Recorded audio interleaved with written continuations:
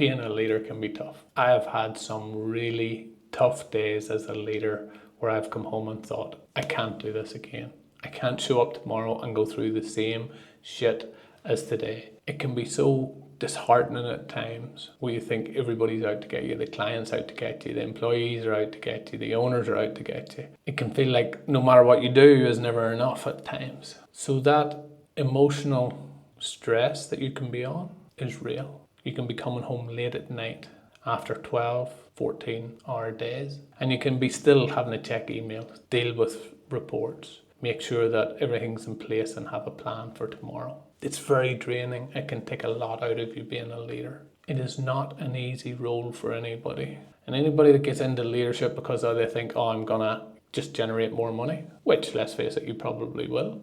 There's gonna be them hard, difficult times that you have to deal with as well. So for me, being able to have a mental mindset of resilience, of growth, of being able to evolve, being able to learn new skills, being able to find how do I do this better, that mindset is going to be able to get you through. Now, I will say on the flip side of leadership, of that stress, of that pressure, there's also the real benefits that come from leadership that we often don't think about. Yeah, we mentioned the finance earlier. You might get paid a few more dollars. However, you get to impact people's lives every single day. Whether you like it or not, you as a leader are impacting people around you every single day. You're either impacting them positively or you're impacting them negatively. I don't think there's much in between. I'm interested to know your thoughts. Do you believe there's anything in between? Either we're positively impacting them or we're negatively impacting? Or maybe you totally disagree, Glenn, we're not impacting them at all. We're just there to make sure they get a job done. For me, out of all the leadership that I've done over the years, the thing that stands out most in my mind, the thing that ticks my little ego, the thing that really brings up the positive emotions in me is knowing that I was able to have a positive impact on the majority of the people that I work with. Now, I'm not going to sit here and lie. There was people that I have worked with who I have had to let go from businesses, who I've had to say, look, I'm sorry, we've tried, we've done everything possible to get you to where you need to go. However, you're just not coming on the journey. And there is times whenever I was very early in my career where I got that wrong and I maybe didn't let them go in the way that I should have. However, as my journey developed, I really did try to focus on positively impacting as many people as possible by creating good teams where everybody had a good environment, by making sure that we were kicking goals in terms of the projects so that people had longevity in jobs, by making sure that people knew I was there to listen to them whenever they had a problem and trying to coach them to be better themselves, whether they were with us or some other business. So I like to try to think that even whenever I had to let people go, I had got to a point where I was trying to do it in a constructive and positive way so that they could leave with something really beneficial that give them the opportunity to do better the next time. Again, whether they take it or not, that's something I couldn't control.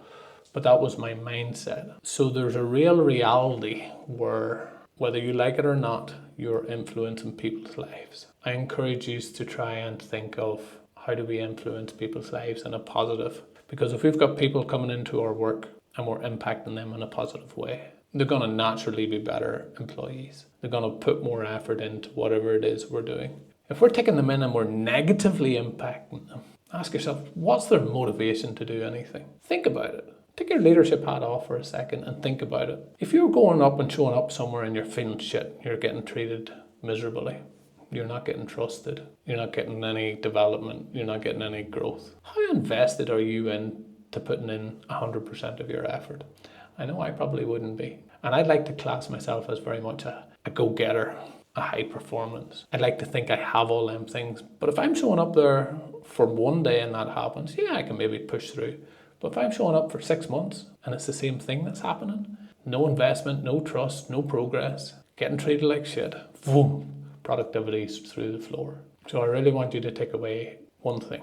How do you want to be impacting your team moving forward? How do you want to be impacting the people in your business moving forward if you're that senior leader? Is it just about the dollars? Or are we thinking on a higher level on how we impact people's lives? Build that mental strength so that whenever the challenging time comes, that you're able to work with people, you're able to grow people. You're able to keep your emotions in check so that you can have a positive impact on their lives, but also get a positive outcome in the area you're looking at.